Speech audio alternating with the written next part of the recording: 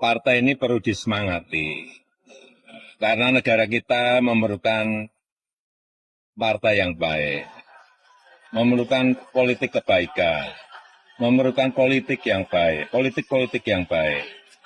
Dan saya melihat PSI ini adalah Pak tadi masa depan Pak Jokowi. politik Indonesia. Pak tadi berkali-kali menyampaikan bahwa Bapak masih sanggup untuk datang ke daerah, datang Ya sanggup lah, saya masih sanggup Ini pesan lah. apa yang ingin disampaikan Pak? Ya pesannya seluruh jajaran pengurus harus bekerja keras, harus bekerja mati-matian, harus bekerja habis-habisan untuk partai dan nanti larinya untuk negara.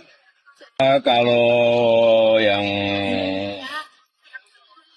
saya lihat, kalau untuk masuk Senayan, saya lihat dengan struktur yang ada sekarang ini, dengan semangat yang ada sekarang ini, insya Allah nggak ada masalah. Tapi targetnya bukan itu.